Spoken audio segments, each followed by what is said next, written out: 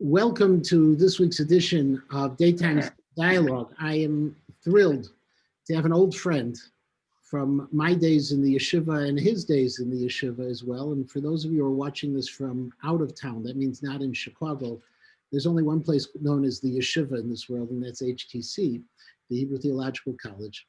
Rabbi Dr. Edward Reichman. Rabbi Reichman has had a very, very distinguished medical career. He's a professor at Einstein in the Department of Emergency Medicine, in the Department of Epidemiology and Population Health, Biomedical and Bioethics Research Training. He has written extensively in areas of the history of medicine, the areas of biomedical, halacha and medicine. I looked up his CV right before we got started, and there were 5 pages of articles. And it's truly a pleasure to have him join us today, especially because we need to have a lot of medical advice nowadays. So Dr. Reichman, thank you so much for being here. Rabbi, thank you. It's my zchus, my pleasure. I have such fond days from my days at the yeshiva. It's nice to come back, albeit virtually. So I'm delighted to be with you. And I do have to mention Rabbi Reichman, Rabbi Dr. Reichman's father, Rabbi Bernard Reichman Zal, was an exceptional person from Milwaukee. They grew up in Milwaukee, and I had the privilege and pleasure of actually going to Europe a number of times with him on rabbinic missions from the JUF in Chicago. He was one of the sweetest and nicest people you would ever meet. And he accomplished so much for so many years in Milwaukee and in other communities. So it's doubly a pleasure. So let me just get started, since I have a Rabbi Doctor in front of me, and ask you the question we're all dying to know about, of what's going on now with COVID. Where are we at? What do you see as the next short term, let's say next several months? Right, where we find ourselves in constant situations of ambiguity in terms of what the future holds. The roller coaster continues to some extent. We start, especially here in New York, where I live and where I practice, we were hit with the biggest wave, probably in March and April, where we had extraordinary, tragically, Reichman loss of life, and a tremendous number of people affected, both in the broader community and very much so in the Jewish community as well. Then we had sort of a lull for a good few month period, but now we're seeing an increase in the Jewish community. We're seeing an increase across the country. You are still seeing these news reports of hospitals that are stretched to the limit, where with no beds in the ICUs in places like Texas. I hear actually Illinois is on the rise too, from what I understand. Tanki, is that correct? We are actually among the worst states in the nation currently. Fortunately, in the first wave, the Jewish community in Chicago wasn't hit that hard. There were some tragedies, but it wasn't as bad as out east. But now, the number of people hospitalized, the number of people infected has really exploded. We don't really fully understand why that is. We don't know if it's a seasonality of the virus. We don't know if it's a mutation of the virus. We don't know if just people are more lax from masking and social distancing because they have fatigue of these kinds of behaviors. It's probably a combination of all the above to some extent. But the good news is that there are vaccines on the horizon. I'm sure you are well aware of the reports over the last week from both Pfizer and Moderna that they had extremely high success rates, 90 and 90, close to 95% for the two, which really bodes well. The thing to appreciate, however, that it's still going to be a number of months till these vaccines are approved and then disseminated. It's going to take a prolonged period of time. So, despite the fact that there is clearly a significant hope on the horizon, we really need to maintain our vigilance. Especially now, since the numbers are rising, in terms of masking, in terms of social distancing, in terms of especially holidays coming up, Thanksgiving, Hanukkah, where we need to be vigilant about minimizing the number of people that we're hosting, and unfortunately having to alter plans of large family get-togethers and parties. So you wrote about, there was an article that was put out from the Lair House on the plague of 1631, where you brought all sorts of comparisons of how the Jewish community responded then and how we're hearing ideas of response now. One of the challenges which we have is we see, as you mentioned before, that seems to be, whether it's fatigue or a lack of belief in science, that there are segments of our community that just don't seem to be able to keep it going. Was that the kind of thing that happened also in previous plagues and epidemics that affected our communities? So there's no question that that people suffered immensely in these plagues. Their medical understanding of contagion was somewhat different than ours. Their methods of deterrence were also in some cases even more extreme, way more extreme than ours. So, for example, in the ghetto of outside of Rome during the times of pandemics around that time in the 1630s, they actually had a gallows outside the Jewish ghetto, and if anyone would be found violating the dictate of congregating in large groups, they would be hung on the gallows as a deterrent. You know, so we are complaining about possibly tickets and money and things like that. In those days, they were very, very serious about these things. But unfortunately, in those times, they didn't have advances that we have. They didn't have antibiotics. They didn't have steroids. They didn't have remdesivir. They didn't have IL-6 medications. So these things lasted for prolonged periods of time. Some of these pandemics lasted months, years. Some of the pandemics, like cholera pandemics, which spanned throughout the whole 19th century, lasted for decades at a time, obviously in ups and downs. So they were tested very much like we are in this generation, and it was very hard for them. And when those communities, when they were starting to come back, when they started seeing hope, how did they reintegrate? Like, how would you imagine, or put it even an easier way, we have great concerns of what will happen when, please God, soon, things will start coming back. Will people come back? Will people come back to shul? Will shul be the way it was? Will communities be the way they were?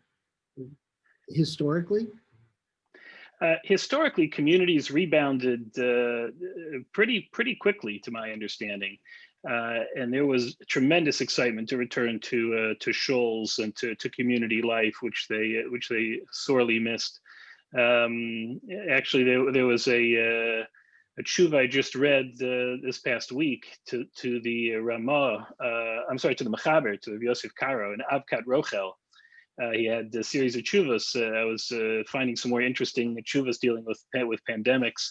And it was written to him by Yehuda Ibn Verga, a contemporary of his, a prominent Rav at that time.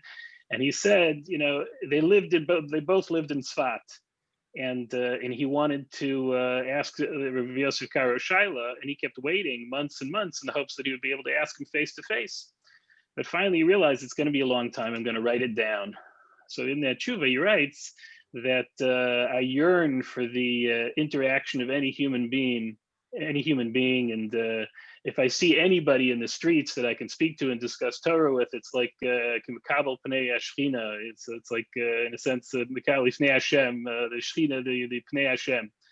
So but when things did resolve, they had gatherings to resolve and to be mispalel. There are many tfilos for pandemics, but there are also a fair number of tfilos and congregational tfilos upon the completion of the plague and the cessation of plague.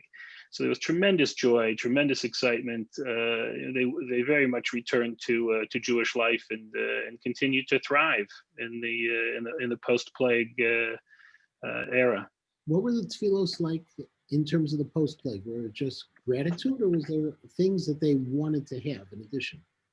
Yeah, these are really sort of conventional tefillos, borrowing from tefillos over the centuries. Even the tefillos, intra-plague tefillos, were all sort of standard tefillos that could have been written for any plague, really. It's really, being mispalel that the saying Avinu Malkeinu, by the way, was part of the tefillah. And also, interestingly, saying Ketores was an integral part of tefillah in the times of the Magefa. Ketores, as we know, the Magefa after Adas Korach, there was a Magefa, and Moshe asked Aaron HaKohen to go to the Mishkan and bring the Ketores and go B'Socha Machane, which was not really allowed with the Ketores.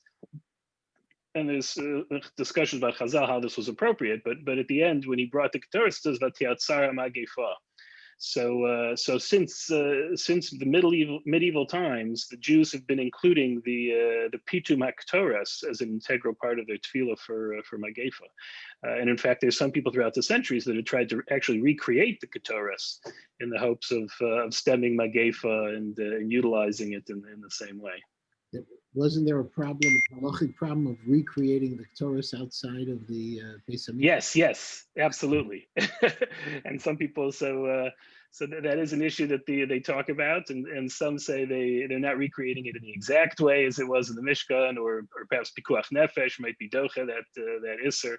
So there are discussions about that, exactly, because you can't recreate things from the Beis Hamikdash without a specific tzivui, or not in the context of the Beis Hamikdash. And when you're working in the hospital, what's it like today working in the hospital with COVID? So it has become a new reality. I've experienced other pandemics in the past, including scares for Ebola, which Baruch Hashem never saw a case of Ebola, but saw suspected Ebola, saw cases, but I did see cases of Zika, of measles, of swine flu, of a whole host of and AIDS, which is, we don't realize is a pandemic we see all the time. But this is very different. The fatality, just the sheer magnitude of the number of cases and the spread of the disease with such rapidity is given us all an awareness of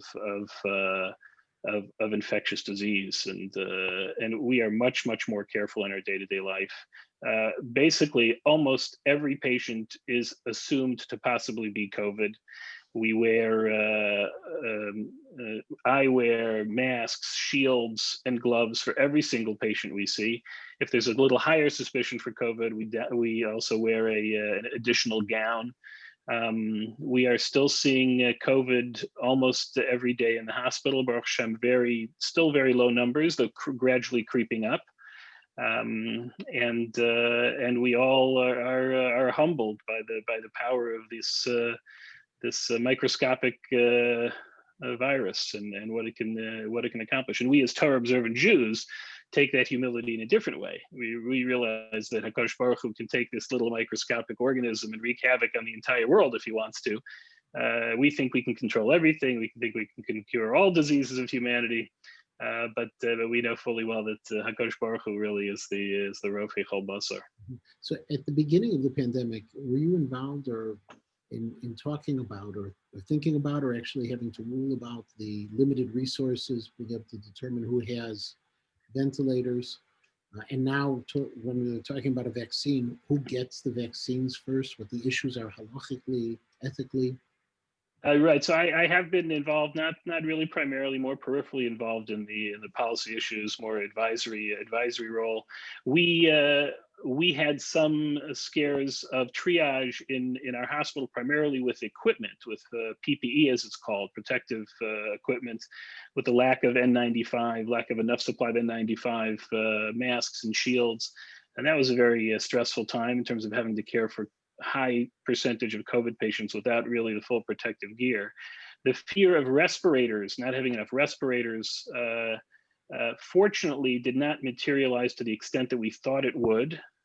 There were maybe some places in New York, very few that genuinely had the problem of not having enough ventilators. Baruch Hashem, it wasn't as bad as we thought it was.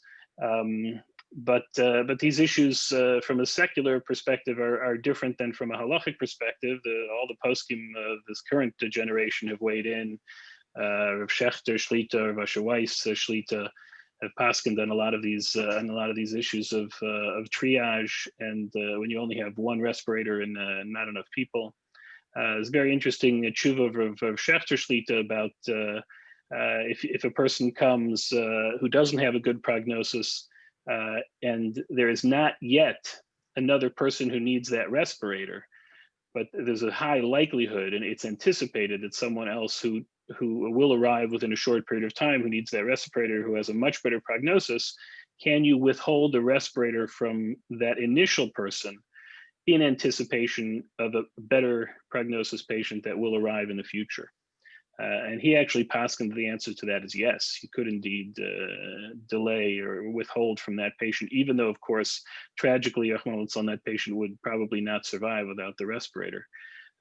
Basically applying the psak, which even the Chazon Ish, I believe, applied in Olos, expanding the Chu of the Nod Yehuda from many centuries ago, that the concept of cholol lefanenu, that we're allowed to employ cholol lefanenu, a sick person who is before us, we're allowed to violate certain isurim, or triage to a sick person before us if the disease is prevalent, and the disease is very common. And of course, this disease is indeed very common, unfortunately, and still very prevalent.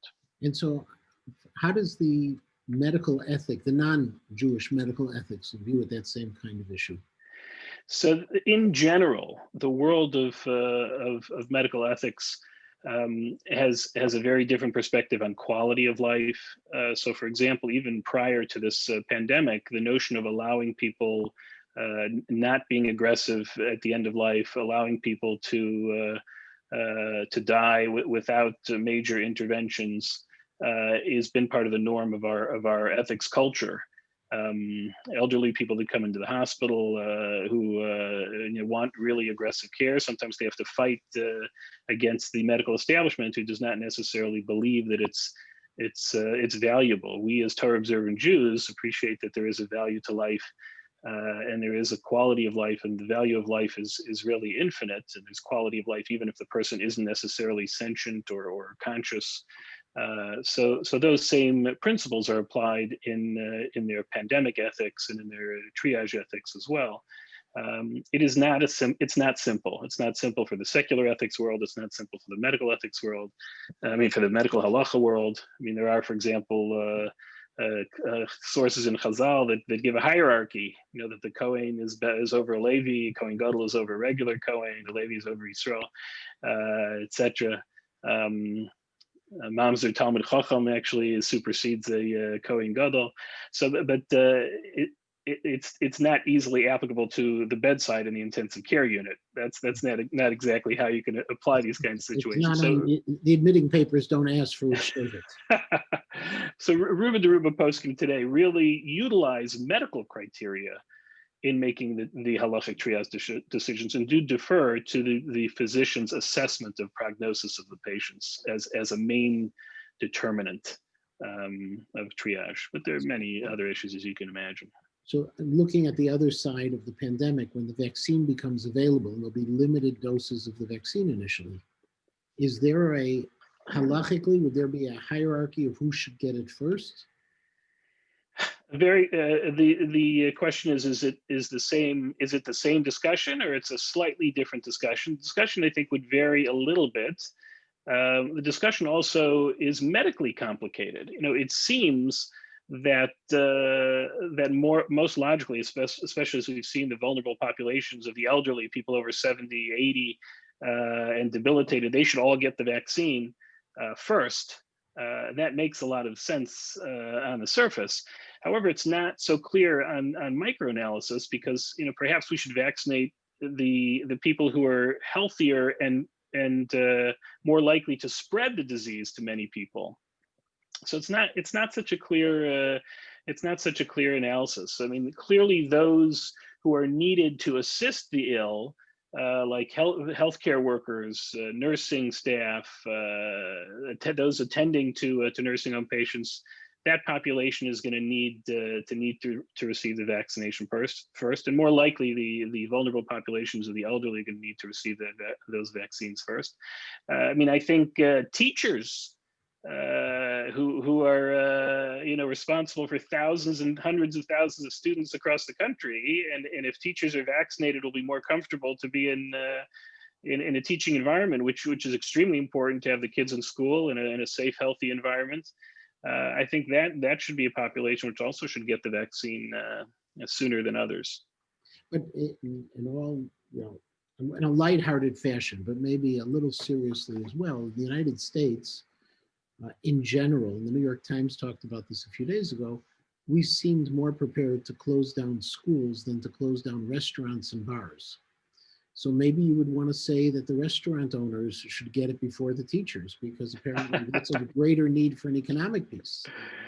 Right. That's very interesting. A very interesting approach, and I think you and I appreciate that is a little misguided. No, But I'm all in favor of teachers, rabbis, and doctors getting it first. I think we've covered this conversation.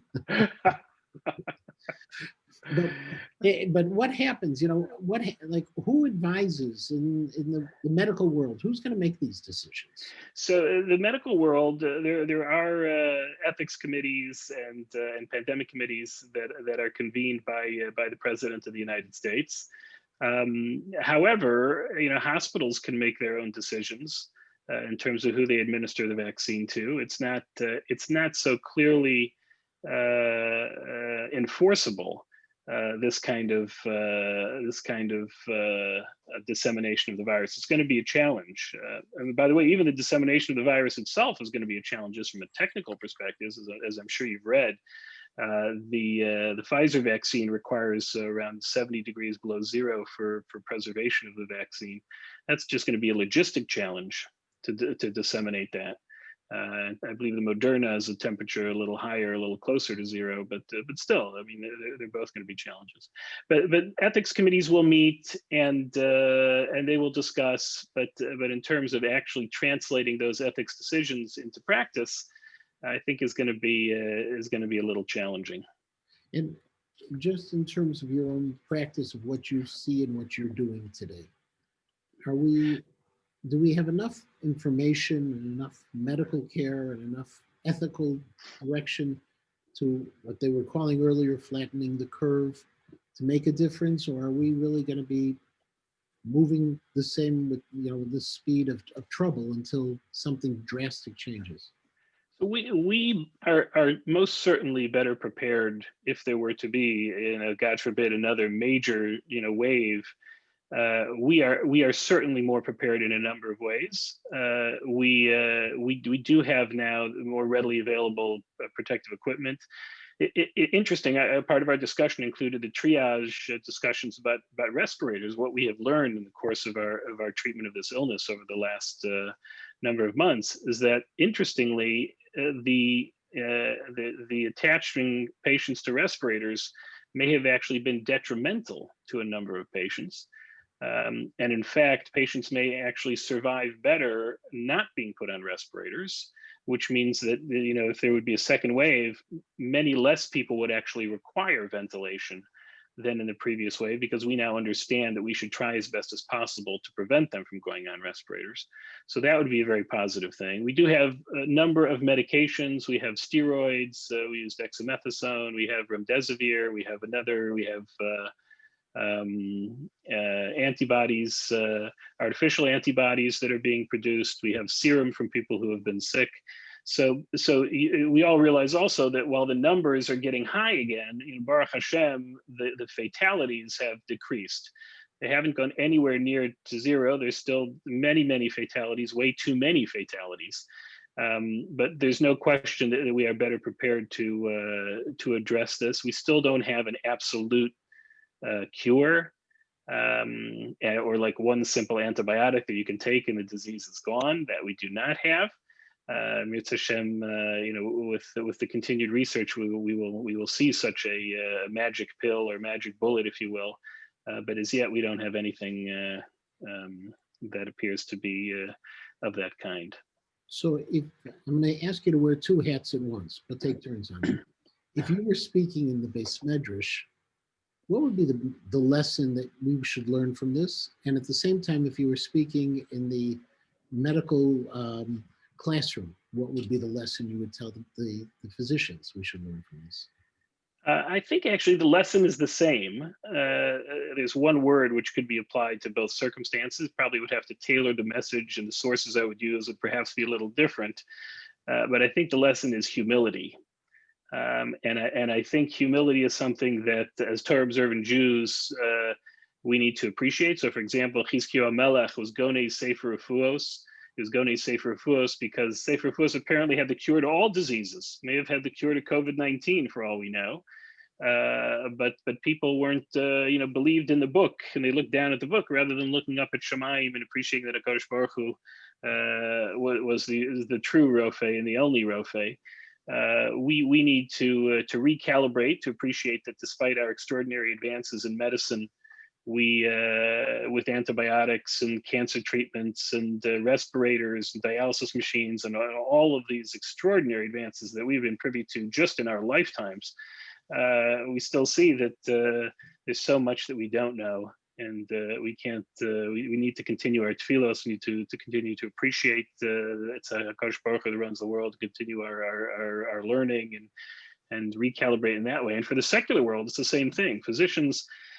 The notion of physician believing their God is not without some merit, and physicians have to appreciate that you have to approach medicine with a certain humility. You have to approach every new disease as if it's never been here before. You have to integrate things of the past, but appreciate that you cannot control everything, and also working together is another dimension that's both important in the Jewish community and in the secular community. And I think we've seen a lot of that, Baruch Hashem, which has been extremely positive. Communities banding together and international collaboration of research. There's been wonderful collaboration on the medical side, but also on the Jewish side, sometimes it's been a little frustrating because there's been great collaboration like never before. And then there have been people who we are with great disappointment. Sometimes we look at and we say, why?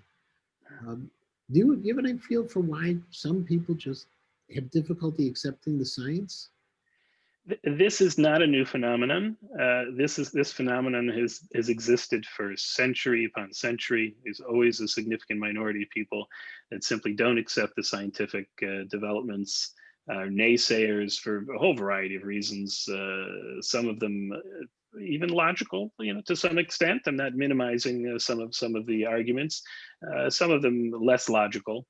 But I unfortunately, that's a disease which we haven't cured. I don't think we will be able to cure. I think we'll cure COVID long before that disease is cured. Well, Rabbi Reichman, I have to tell you, our time is up, and yet this has been a pleasure. For those who are watching this, Rabbi Reichman's brother and I were in Smicha Shir together. So please send regards to your brother for me. I most certainly will. And a shout out to my son Shmuley and daughter-in-law Rivka, who live in Chicago also. Yes, and I'll shout out as well that I didn't know they were living in Chicago because they haven't come to KINS yet, and they live nearby. So hopefully they will start joining us as well. Great, so they have their invitation. They have a formal invitation. It's recorded. It's there. And I thank you for your time. But more so, I also thank you for the leadership you've shown in so many ways of educating us, of giving us the special chen that you possess, and also that wisdom that you share so well. So thank you very so much. Have a great day. Bye-bye. You too. Thank you for the exclusive joining you. It's my pleasure. Bye-bye.